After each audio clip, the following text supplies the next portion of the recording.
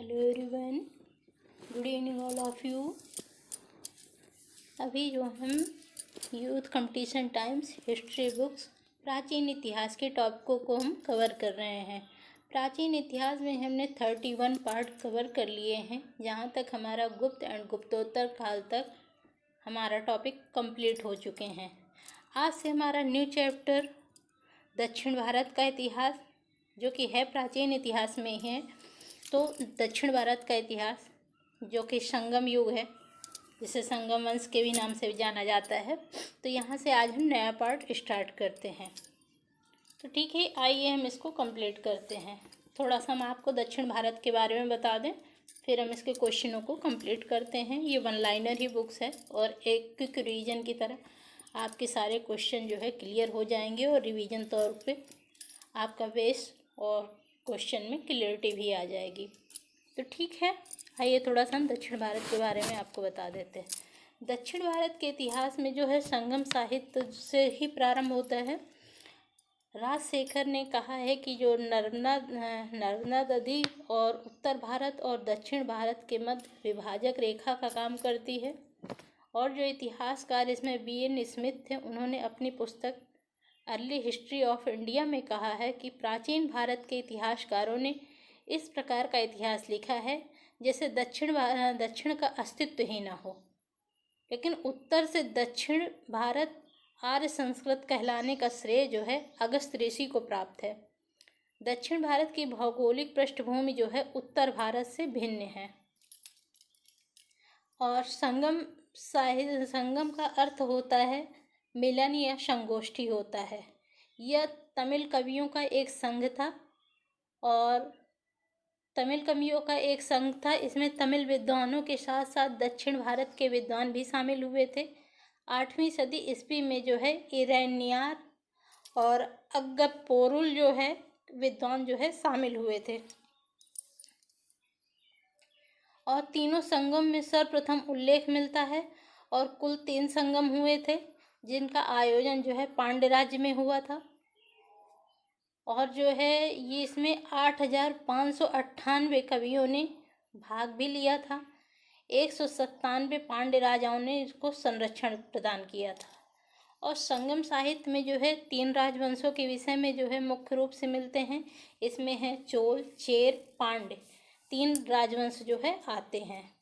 और इसमें जो है जैसे चोलों का जो है राज चिन्ह था तो बाघ था, और इनकी राजधानी चोलों के जो है उत्तरी मलनोर थी, उरैयूर थी और कावेरी पत्तनम पुहार थी। और जो चेरों का जो है प्रतीक या राज चिन्ह था, इनका चेरों का राज चिन्ह जो है धनुष था। और चेरों की जो राजधानी थी वज्जी थी और तोंडी थी। और जो पांड्य हैं, पांड्यों का राज चिन्ह जो है मछली था। और इनके जो है इनकी राजधानी जो है कोरकै या कुरकई या मदुरा जो है इनकी राजधानी थी। और इनके जो 3 संगम हुए थे, प्रथम संगम देखिए मदुरा में हुआ था। दूसरा संगम जो है अलवरे जो है कपाटपुरम में हुआ था।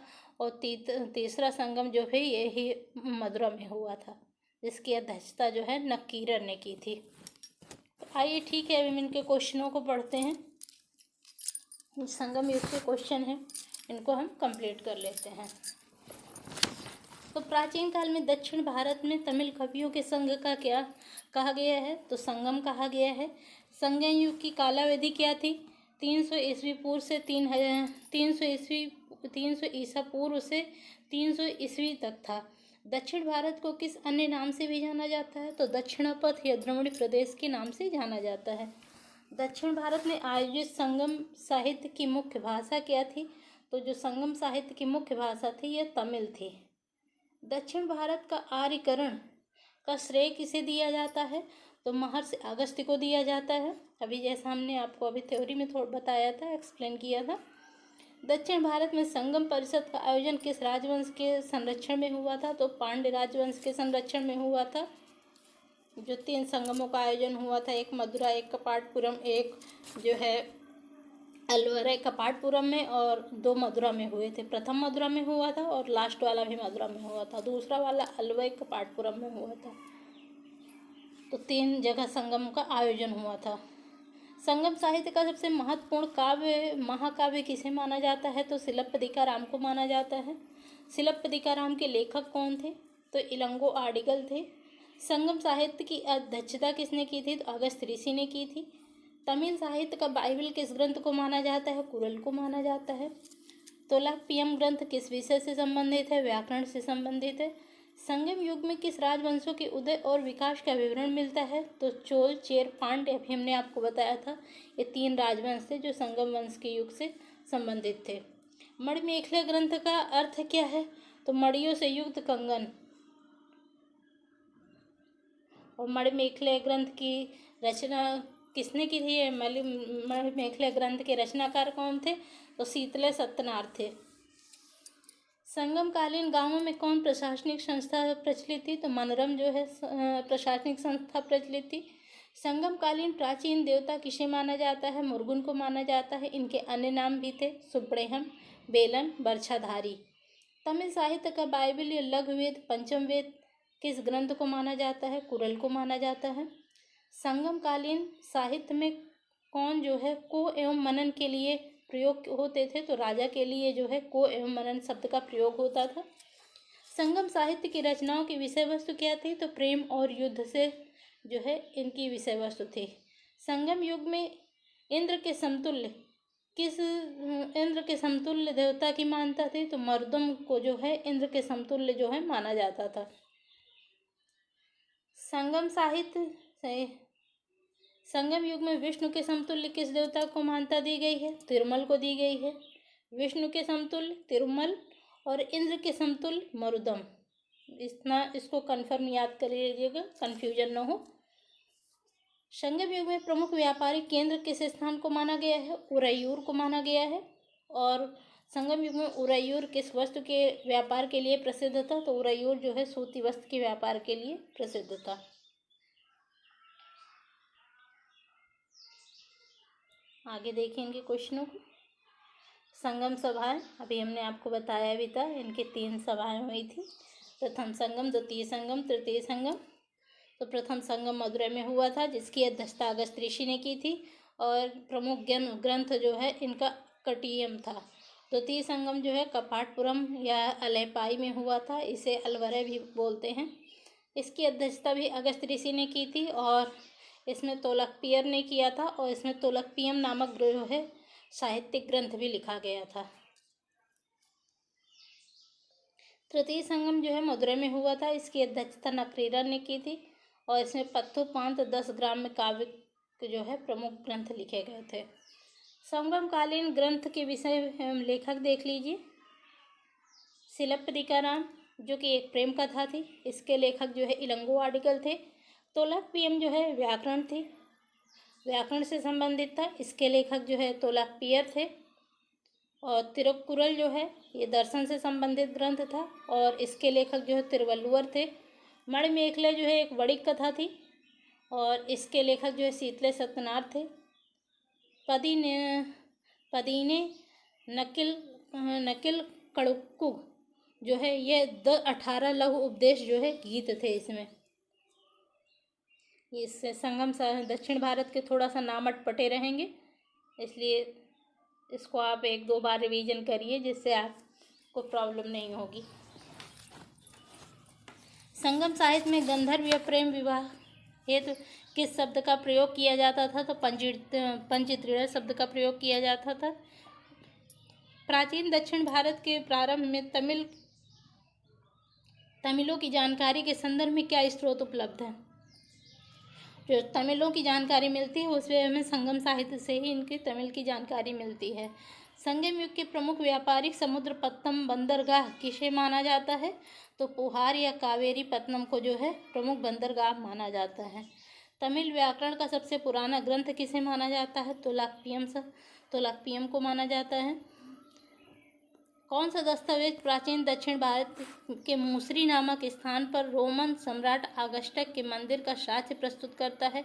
तो पेरिप्लस ऑफ द एरिथ्रियन सी ग्रंथ जो है रोमन सम्राट आगस्त के मंदिर का साक्ष्य जो है प्रस्तुत करता है। किस संगम युगीन कवि ने एक तमिल प्रमुख के विरुद्ध हुए मौर्य अभियान का वर्णन किया था? तो मामूलनार जो है ये संगम युगीन कवि थे, तमिल कवि थे। इन्होंने जो है तमिल के प्रमुख विरुद्ध हुए मौर्य अभियान का वर्णन किया था। जिन मानसून हवाओं के कारण प्रथम ईसा सदी में भारत का पश्चिमी जगत के साथ व्यापार सुगम हुआ था, इसका पता किसने लगाया था? तो हिप्पोलिस ने लगाया था। प्राचीन भारत के किस क्षेत्र में रोमन सिक्कों का अत्यधिक संख्या में पता लगाता है? तो दक्षिण भारत में जो है रोमन सिक्कों का अत्यधिक संख्या में पता लगता है। तमिल काव्यों के आगम वर्ग की कविताएं किस विषय से संबंधित थी? तो जो आगम वर्ग की कविताएं थी प्रेम विषय से संबंधित थी। दक्षिण भारत के साथ रोम के व्यापार के प्रमाण जो है किस स्थल से मिले हैं? तो अर्कामेड एवं अलंगुलम के उत्खनन से मिले हैं।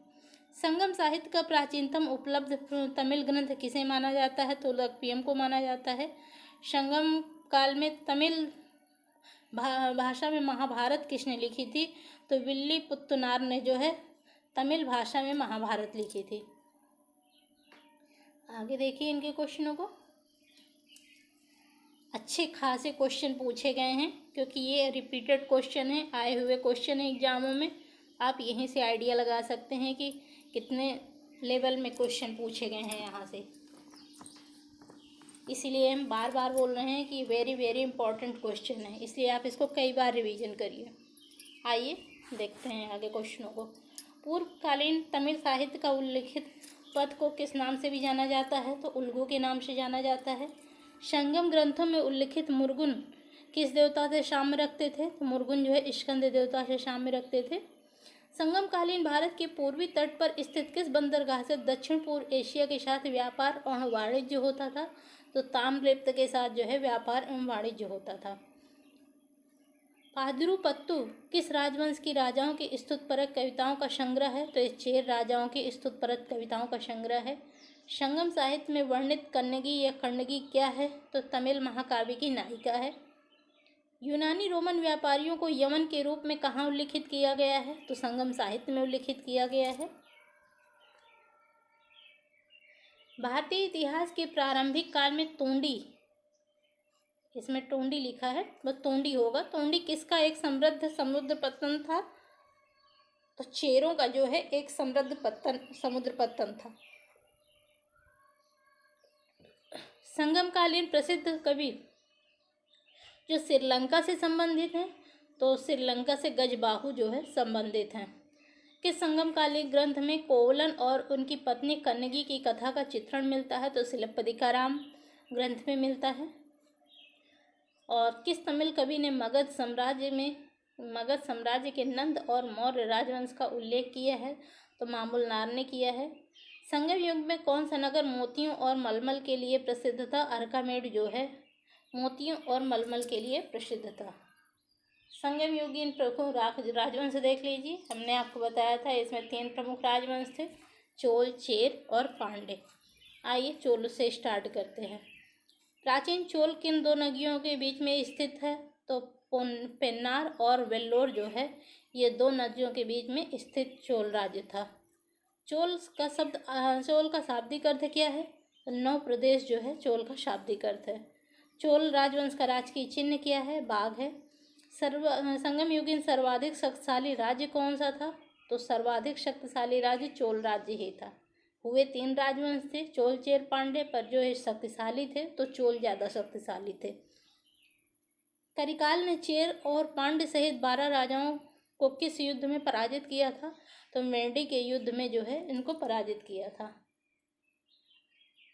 संगम साहित्य में कावेरी पत्तनम का संबंध किस राजवंश से था? तो कावेरी पत्तनम का संबंध जो है चोल राजवंश से था। किस दक्षिण भारतीय राज्य में उत्तम ग्राम प्रशासन की व्यवस्था की गई थी? तो चोल राज्य में की गई थी। चोल प्रशासन की प्रमुख विशेषता क्या थी? तो ग्राम प्रशासन की स्वायत्तता जो है यहाँ की प्रमुख विशेषता थी। चोल शासक करिकाल द्वारा स्थापित नगर पुहार का अन्य नाम क्या है? तो कावेरी पत्तनम जो है इसका अन्य नाम है। दक्षिण भारत में संगम काल में चोल राजवंश की राजधानी क्या थी? तो दक्षिण भारत में जो चोल राजवंश की राजधानी थी हमने बताया था उरैयूर थी। आगे देखिए इनके क्वेश्चनों को। ईसा की प्रारंभिक शताब्दियों में भारत तथा रोम के बीच घनिष्ठ व्यापारिक संबंध की सूचना किस पुरा स्थल की खुदाइयों से प्राप्त होती है? अर्कामेडू से प्राप्त होती है। कौन सा बंदरगाह पोर्डू के नाम से दी पेरिप्लस ऑफ द इरीथियन सी के लेखक को ज्ञात था? अर्कामेडू था। प्राचीन दक्षिण भारत में व्यापारियों के निगम को क्या कहते थे? तो मणिग्रामम कहते थे। संगमकालीन किस चोल शासक ने श्रीलंका पर विजय प्राप्त की थी? तो इलारा ने जो है श्रीलंका पर विजय प्राप्त की थी। शिलप्पदिकारम नामक ग्रंथ में हिमालय तक विजय की चर्चा किस चोल शासक के विषय में की गई है? तो करिकाल के विषय में की गई है।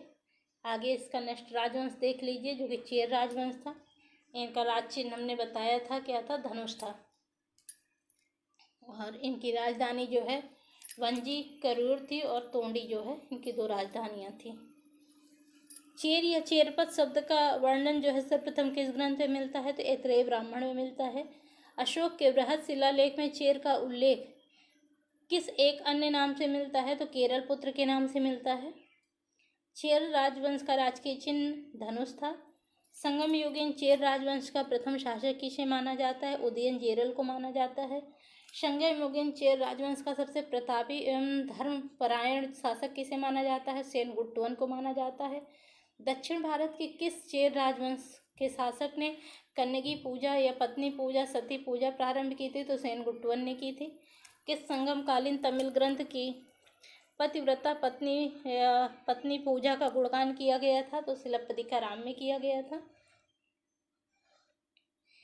किस चेर शासक को दक्षिण भारत में सर्वप्रथम शक्तिशाली नौसेना के गठन का श्रेय दिया जाता है? तो सेनगुट्टुवन को दिया जाता है।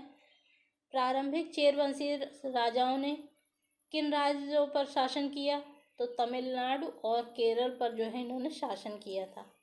आगे पांड्य राजवंश देख लीजिए, जो कि इनका राज चिन्ह जो है मछली था, और इनकी राजधानी जो है कोरकई या कोरकई मदुरा थी।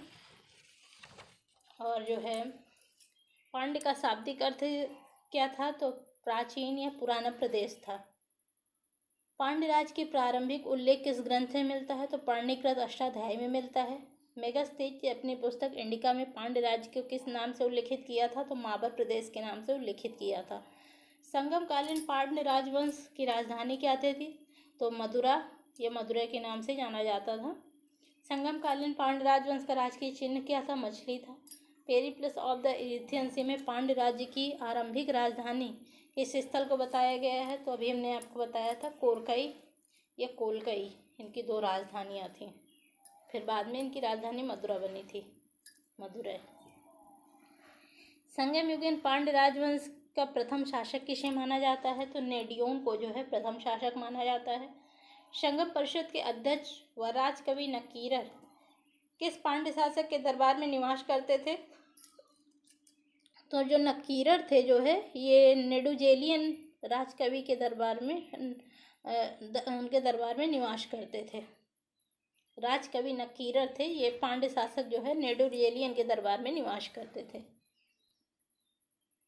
प्राचीन दक्षिण भारत में किस राजवंश ने संरक्षण में 3 संगम आयोजित किए थे? तो पांड्य राजवंश ने 3 संगम आयोजित किए थे। दक्षिण भारत की किस राजवंश में राजा ने रोम राज्य में एक दूत 26 ईस्वी पूर्व में भेजा था? तो पांड्य राजवंश ने जो है रोम राज्य में एक दूत भेजा था। आगे देख लीजिए पल्लव वंश। पल्लव वंश का संस्थापक कौन था? सिंहविष्णु था। पल्लवकालीन राजनीतिक एवं साहित्यिक घटनाओं का विवरण किस ग्रंथ में मिलता है? तो सोढल कृति जो है अवंत सुंदरी की कथा से इसकी जानकारी प्राप्त होती है। मत्स्य विलास प्रहसन किस प्रसिद्ध रचना है? तो पल्लव नरेश महेंद्र वर्मन प्रथम की रचना है। प्रसिद्ध संस्कृत विद्वान लेखन या दंडिन किस राजवंश की सभा में अलंकृत करते थे? तो पल्लव राजवंश की सभा में अलंकृत करते थे।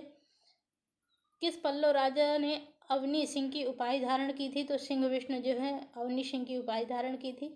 किस पल्लव राजा ने राज सिंह की उपाधि धारण की थी? नरसिंह वर्मन द्वितीय ने राज सिंह की उपाधि धारण की थी। और पल्लव नरेश नरसिंह प्रथम ने वातापी के प्रसिद्ध चालुक्य शासक पुलकेशिन द्वितीय को पराजित कर वातापी पर अधिकार कर कौन सी उपाधि धारण की थी? तो वातापी कोंड की उपाधि धारण की थी। दक्षिण भारत में प्रचलित मंदिर निर्माण शैली, जो कि द्रविड़ शैली को अन्य नाम से भी जाना जाता था, तो मामल्ल शैली के नाम से जाना जाता था। महाबलीपुरम या मामल्लपुरम, एक मिनट, सॉरी। दक्षिण भारत में प्रचलित मंदिर या निर्माण शैली द्रविड़ शैली को अन्य नाम से जाना जाता था, मामल्ल शैली के नाम से जाना जाता था। महाबलीपुरम या मामल्लपुरम नामक नगर की स्थापना तथा रथ मंदिर का एकास मंदिर, सप्त पैगोड़ा या 7 घोड़ों सहित मंदिर का निर्माण किसने कराया था? तो नरसिंहवर्मन प्रथम ने करवाया था। कांची के प्रसिद्ध कैलाश मंदिर का निर्माण का अन्य नाम क्या था? तो जो कांची का प्रसिद्ध कैलाश मंदिर था, इसके अन्य नाम थे राजसिद्धेश्वर मंदिर, राजसिंहेश्वर मंदिर, ऐरावतेश्वर मंदिर। कांची में घटिका संस्कृत महाविद्यालय की स्थापना किसके द्वारा की गई थी? तो नरसिंहवर्मन द्वितीय के द्वारा की गई थी। 10 कुमार चरितम के रचनाकार दंडी किसके राज कवि थे? तो जैसा भी पहले भी ये क्वेश्चन रिपीटेड हुआ है, नरसिंहवर्मन द्वितीय के दरबार में जो है ये राजकवि थे। किरातजोनियम महाकाव्य के रचनाकार संस्कृत महाकवि भारवी किसके दरबारी कवि थे? तो भारवी जो है सिंह विष्णु के दरबारी कवि थे। मत्स्य विलास या विचित्र चित्र गुणभर किस पल्लव नरेश की उपाधियाँ थी? तो महेंद्र वर्मन प्रथम की उपाधियाँ थी। पल्लव राजवंश की राजधानी कहाँ पर अवस्थित थी? तो कांची तमिलनाडु में अवस्थित थी। पल्लव नरेश महेंद्र वर्मन प्रथम किसके प्रभाव में आकर जैन धर्म का परित्याग कर शैव मत ग्रहण कर लिया था? तो शैव संत अप्पर के प्रभाव में आकर जो है इन्होंने जैन धर्म का परित्याग कर दिया था और शैव मत को इन्होंने ग्रहण कर लिया था। सिंह विष्णु के कलब्ध, चोल, पांड्य तथा सिंघल के राजाओं को पराजित किया तथा यह घटना किस अभिलेख में वर्णित है? तो कसा कुटीदान पत्र में जो है यह घटना अभिलेख में वर्णित है। सिंह विष्णु पल्लव नरेश किस धर्म के अनुयायी थे? तो ये वैष्णव धर्म के अनुयायी थे। 641 ईस्वी में किस चीनी यात्री ने नरसिंहवर्मन से भेंट की थी? तो चीनी यात्री हेनसोंग थे, जिन्होंने 641 ईस्वी में नरसिंहवर्मन से भेंट की थी। आगे इनके क्वेश्चनों को देखिए। मामल्लपुरम के प्रसिद्ध गणेश मंदिर का निर्माण किसने कराया था? तो परमेश्वर वर्मन प्रथम ने करवाया था। मामल्लपुरम के वराह मंदिर का निर्माण किस पल्लव शासक ने कराया था? तो सिंह विष्णु ने करवाया था।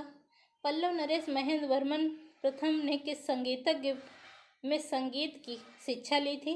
तो रुद्राचार्य से इन्होंने संगीत की शिक्षा ली थी।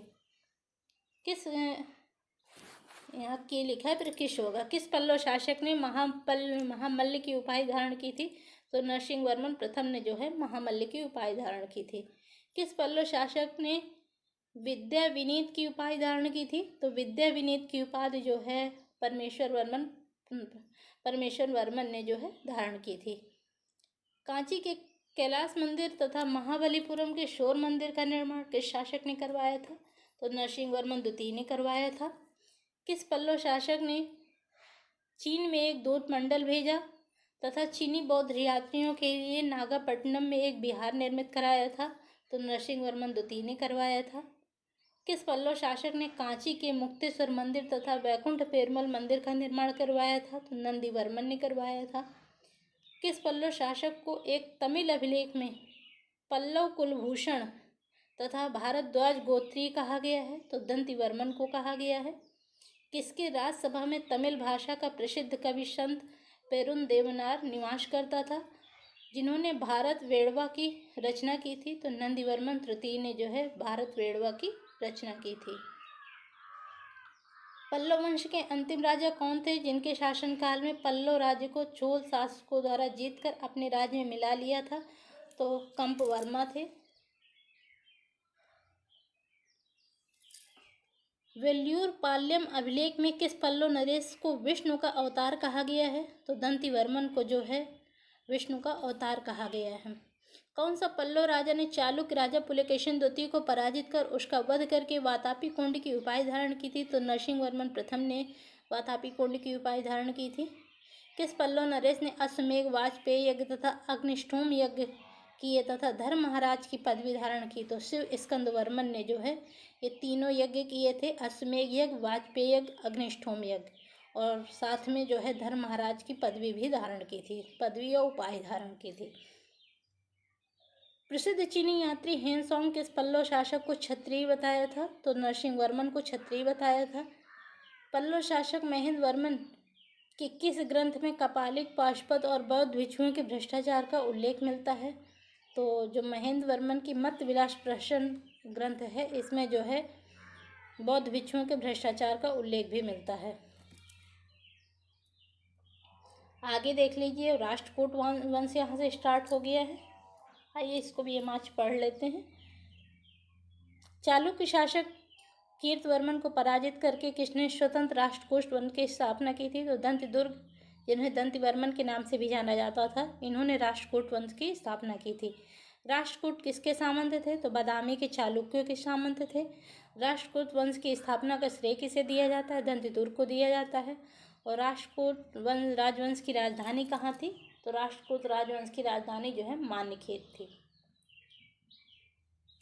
दंतदुर्ग ने उज्जैन को जीतकर किस यज्ञ का संपादन किया था? तो हिरण्य गर्भधान यज्ञ का संपादन किया था। एलोरा के प्रसिद्ध कैलाशनाथ मंदिर का निर्माण किसने करवाया था? तो कृष्ण प्रथम, जो कि राष्ट्रकूट शासक थे, इन्होंने एलोरा के कैलाशनाथ मंदिर का निर्माण कराया था, जो कि 756 ईस्वी पूर्व से 773 ईस्वी का था। बादामी के चालुक्यों का अंत किसने किया था? कृष्ण प्रथम ने किया था। राष्ट्रकूट शासक किस राजवंश के पूर्वजों के ने द्वारपाल का कार्य किया था? तो प्रतिहार राजवंश ने जो है द्वारपाल का कार्य किया था। राष्ट्रकूट शासक कृष्ण प्रथम ने कौन सी उपाधि धारण की थी? तो राजा धीराज परमेश्वर की उपाधि धारण की थी।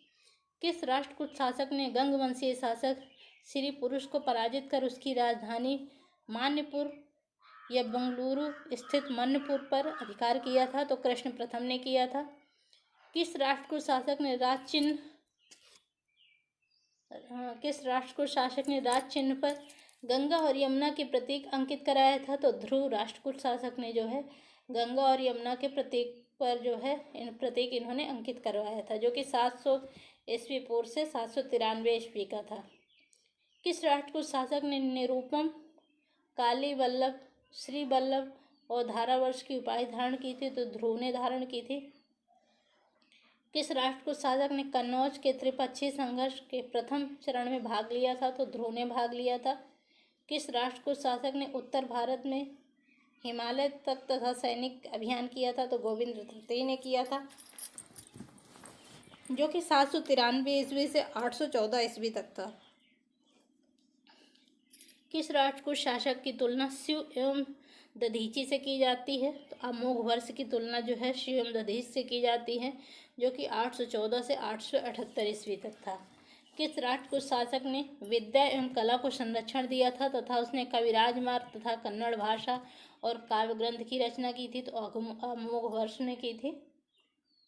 प्रसिद्ध जैन आचार्य गुणचंद्र किस राष्ट्रकूट शासक के गुरु थे? तो कृष्ण द्वितीय के राष्ट्रगुरु थे। कृष्ण द्वितीय के गुरु थे आचार्य गुणचंद्र, जो कि 878 ईस्वी से 914 ईस्वी तक थे। किसके शासनकाल में अरब यात्री अल-मसूदी भारत आया था? तो इंद्र तृतीय के शासनकाल में जो है अरबी यात्री अल-मसूदी भारत आया था, 914 से 929 ईस्वी तक रहा।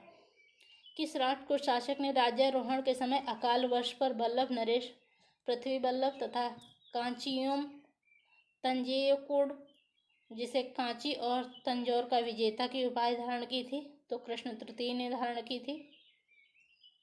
इसका शासनकाल 939 से 967 ईस्वी तक था।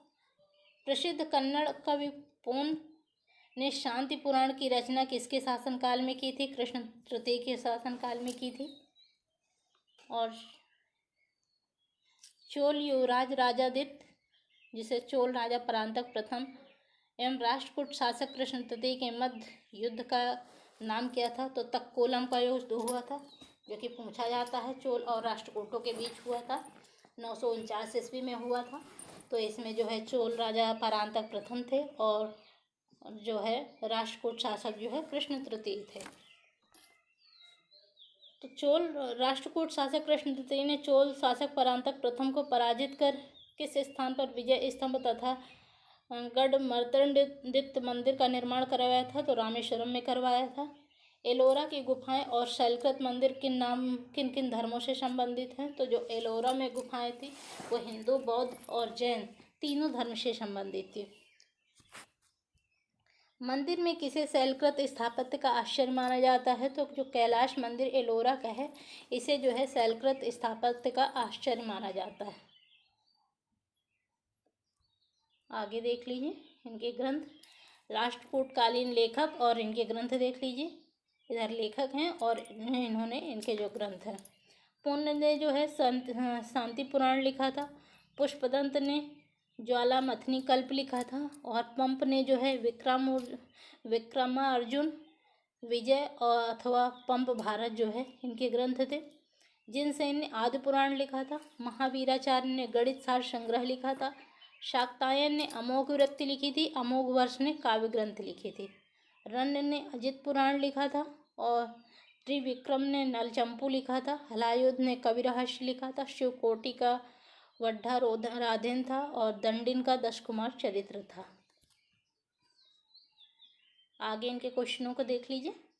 ध्रुवधारावंश किस राजवंश के शासक थे? तो राष्ट्रकूट वंश के शासक थे। राष्ट्रकूट वंश का महान शासक कौन था? तो गोविंद द्वितीय जो है राष्ट्रकूट वंश का महान शासक था। हिंदू, जैन और बौद्ध तीनों ही धर्मों का प्रतिनिधित्व करने वाली कौन सी गुफा है? तो एलोरा गुफा जो है तीनों धर्मों का प्रतिनिधित्व करती है। प्रसिद्ध एकाश्म कैलाश मंदिर कहाँ पर स्थित है? एलोरा में स्थित है। गंगा अवतरण का दृश्य कहाँ चित्रित है? तो मामल्लपुरम में यह दृश्य चित्रित है। राष्ट्रकूट शासक अमोघ वर्ष के गुरु कौन थे? तो आचार्य जिनसेन जो है इनके गुरु थे। राष्ट्रकूट शासक ने किस भाषा को राजकीय संरक्षण दिया था? तो राष्ट्रकूट शासकों ने जो है कन्नड़ भाषा को राजकीय संरक्षण दिया था। राष्ट्रकूट काल में ग्राम या गांव के बड़े बूढ़े नागरिकों को क्या कहा जाता था? तो बड़े बूढ़े नागरिकों को महत्तर कहा जाता था। राष्ट्रकूट काल में ग्राम या गांव के प्रशासक मुखिया को क्या कहा जाता था? तो ग्रामकूट या ग्रामप्रति या गावुंड कहा जाता था। राष्ट्रकूट लेखों में राष्ट्र महत्तर से क्या तात्पर्य है? तो प्रांतों में जनता का प्रतिनिधित्व करने वाली सभा जो है राष्ट्र महत्तर से तात्पर्य रखती थी। राष्ट्रकूट काल में विषय महत्तर से क्या तात्पर्य है? तो विषय महत्तर जो है जिलों में जनता का प्रतिनिधित्व करने वाली सभा थी और प्रांतों में राष्ट्र महत्तर, जिले में विषय महत्तर। राष्ट्रकूट वंश का अंतिम शासक कौन था? तो कर्क द्वितीय था, जो कि इसका शासनकाल 972 से 974 ईस्वी तक था। प्रसिद्ध एलोरा की गुफाएं किसके शासनकाल से संबंधित है? राष्ट्रकूट शासक कृष्ण प्रथम से संबंधित। कन्नौज पर अधिकार को लेकर त्रिपक्षीय संघर्ष से हिस्सा लेकर उत्तर भारत की राजनीति में हस्तक्षेप करने वाला दक्षिण का प्रथम शासक कौन था? तो दक्षिण का प्रथम शासक जो है ध्रुव था, जो कि त्रिपक्षीय संघर्ष में हिस्सा लेकर उत्तर भारत की राजनीति में हस्तक्षेप किया था इसने। किस राष्ट्रकूट शासक को नृपतुंग भी कहा जाता है? तो अमोघ वर्ष को नृपतुंग कहा जाता है। किस राष्ट्रकूट शासक को दक्षिण का अशोक कहा जाता है? तो दक्षिण का अशोक अमोघ वर्ष को कहा जाता है। जिनसेन, महावीराचार्य, शाक्तायन जैसे प्रमुख विद्वान किस राजवंश के दरबारी थे? तो अमोघ वर्ष के दरबारी थे। सर्वाधिक लंबी अवधि 64 वर्ष तक का शासन करने वाले राष्ट्रकूट वंशीय शासक कौन थे? तो अमोघ वर्ष थे। अब आज के लिए इतना ही है। कल इसके ये 2 क्वेश्चन और बचे हैं राष्ट्रकूट के, आइए देख लेते हैं। फिर कल से चोल राजवंश का राजनीतिक इतिहास हम पढ़ेंगे। राष्ट्रकूटकालीन एलोरा की चित्रकला को अन्य नाम से भी जाना जाता था, तो रंग महल के नाम से जाना जाता था। और एलोरा गुफा के शैल को काटकर बनाए गए मंदिर एवं चित्रकारियों के संबंध में किस राजवंश से संबंधित? राष्ट्रकूट राजवंश से संबंधित। कौन सी गुफा त्रिमूर्ति के लिए विख्यात है? तो एलिफेंटा गुफा जो है त्रिमूर्ति के लिए विख्यात। ठीक है, इसको आप कई बार रिवीजन करिए, क्योंकि थोड़ा सा दक्षिण भारत के नाम भी अटपटे हैं, तो एक बार में आपको वीडियो कम समझ में आएगी, इसलिए आप इसको 2 या 3 बार देखिए, तो आपका तब सारे नाम भी थोड़ा सा इजी लगेंगे और अच्छे से रिवीजन भी हो जाएंगे। और आर्ट टीचिंग एग्ज़ाम के लिए तो वेरी वेरी इंपॉर्टेंट क्वेश्चन है। आप खुद ही देख लीजिए कितने क्वेश्चन यहाँ से पूछे गए हैं, क्योंकि ये सारे क्वेश्चन आए हुए ही हैं और ये यूथ कंपटीशन टाइम बुक्स है, इसमें टोटल क्वेश्चन 10 लाख क्वेश्चन है। उसी क्वेश्चन की एक क्विक रिवीजन की तरह हम इसको लेकर चल रहे हैं, जिससे आपको सारे क्वेश्चन जो है एक बार रिवीजन हो जाए।